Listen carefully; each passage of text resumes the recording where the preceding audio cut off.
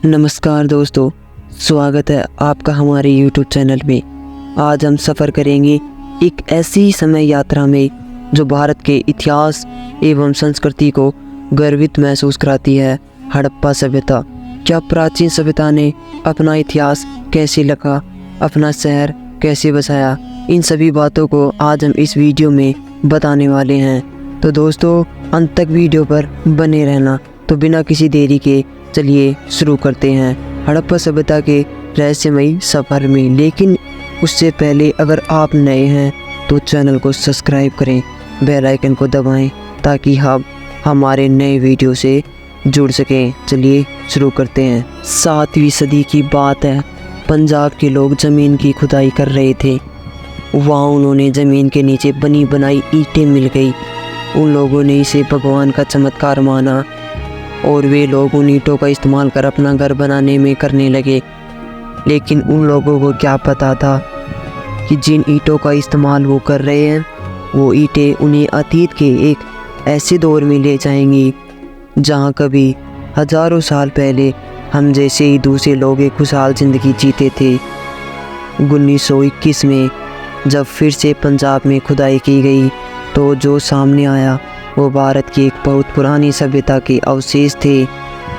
आज तक हमने सिर्फ कहानी में सुना था कि भारत का इतिहास बहुत पुराना है, लेकिन यह पहली बार था जब हमें इसके सबूत मिल रहे थे। इस खोज में हमें इजिप्ट और मेसोपोटामिया की प्राचीन सभ्यताओं के साथ लाकर खड़ा कर दिया। शुरुआत में इस सभ्यता की जितनी भी बस्तियां खोजी गई थी वे सभी सिंधु नदी के किनारे पर मिली थी। इसलिए इस सिविलाइजेशन को नाम दिया गया सिंधु घाटी की सभ्यता। आज से 4500 साल पहले सिंधु घाटी सभ्यता अपनी शिखर पर थी। उस दौरान इस सभ्यता में करीब 5 मिलियन लोग रहते थे। सिंधु घाटी सभ्यता की खास बात यह है कि यह पहली अर्बन सिविलाइजेशन थी, यानी पहली बार हमारी दुनिया में शहरों का निर्माण हो रहा था। इससे पहले लोग छोटे छोटे गाँवों में रहते थे। वक्त बीतता गया, फिर छोटे छोटे कस्बे बनाए गए और फिर इन लोगों ने शहरों का निर्माण कर दिया। ऐसे शहर जिन्हें केयरफुली प्लान किया गया था।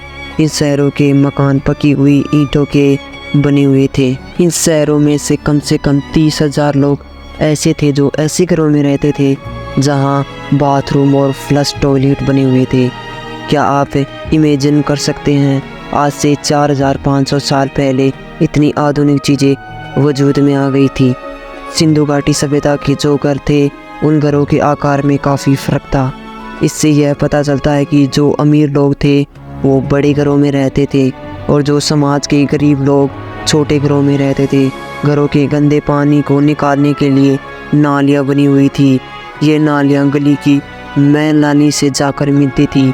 इससे आप यह अंदाज़ा लगा सकते हैं कि उस ज़माने के लोगों को भी साफ़ सफाई वगैरह अच्छी समझ थी। जाहिर सी बात है कि हज़ारों साल पहले इन लोगों ने अपने आप को काफ़ी विकसित कर लिया था और ये लोग एक बेहतर ज़िंदगी जीना सीख चुके थे।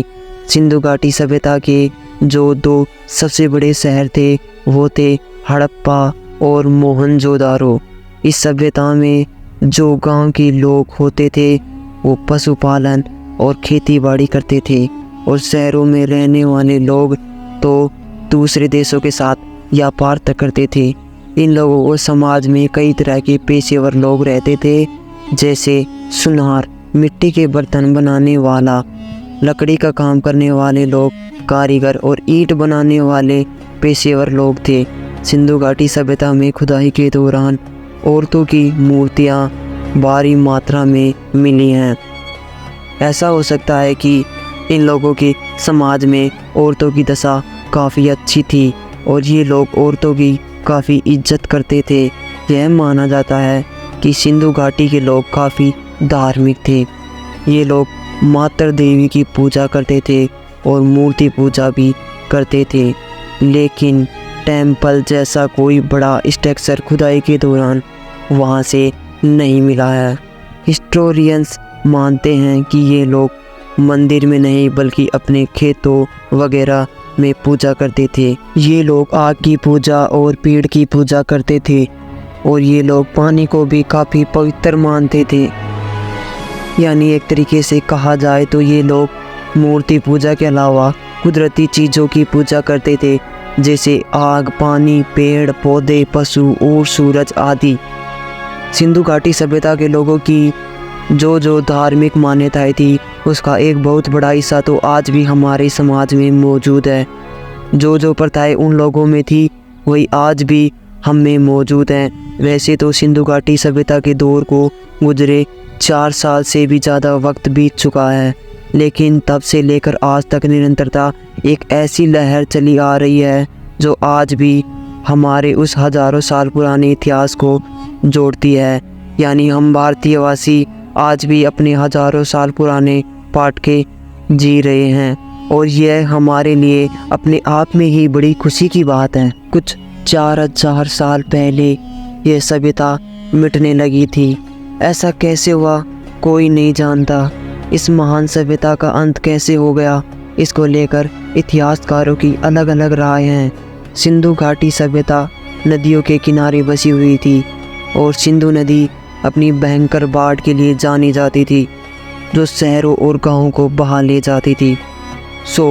बहुत से हिस्टोरियंस ये मानते हैं कि बाढ़ से ही सभ्यता का अंत हो गया, लेकिन कुछ लोग कहते हैं कि नहीं, सिर्फ बाढ़ से इतनी विशाल सभ्यता का अंत नहीं हो सकता। इसलिए वो और भी बातें कहते हैं। वे कहते हैं इन शहरों में कोई बड़ी महाबीमारी फैल गई थी जिससे शहरों की आबादी ख़त्म हो गई। यह भी माना जाता है कि यहाँ शायद भारी जलवायु परिवर्तन हुआ होगा, ज़मीन सूख गई और खेतों में रेगिस्तान छा गया होगा, इसलिए यहाँ के लोगों का रहना दुश्वार हो गया होगा। कुछ लोग मानते हैं कि यहाँ विदेशी लोगों का आक्रमण हुआ था, लेकिन ज़्यादातर इतिहासकार इस बात से इनकार करते हैं क्योंकि खुदाई के दौरान हथियार वगैरह कुछ ज़्यादा नहीं मिले। इतिहासकार मानते हैं कि यह सभ्यता अपनी अंतिम दौर में बड़ी खुशहाल थी, तो फिर ऐसे में कैसे ये सभ्यता ख़त्म हो गई। कुछ लोग यहाँ तक कहते हैं कि सभ्यता का अंत अचानक किसी ऐसी घटना से हो गया जिसकी इतिहास में कोई व्याख्या नहीं मिलती है। ऐसा लगता है कि मानो यह सभ्यता किसी एक वजह से ख़त्म नहीं हुई होगी। पहले सिंधु नदी में बाढ़ आई होगी, जिससे बड़ी तादाद में लोग मर गए। खाने पीने के सामान की भारी कमी हो गई होगी। लाशों के सड़ने से यह सभ्यता ख़त्म हो गई होगी। तो दोस्तों, ऐसे लोगों का मानना है। आपको अगर ये वीडियो पसंद आए तो प्लीज़ चैनल को सब्सक्राइब करना और हमारे ऐसे ही वीडियो पाने के लिए बेल आइकन को ज़रूर प्रेस करना। धन्यवाद दोस्तों।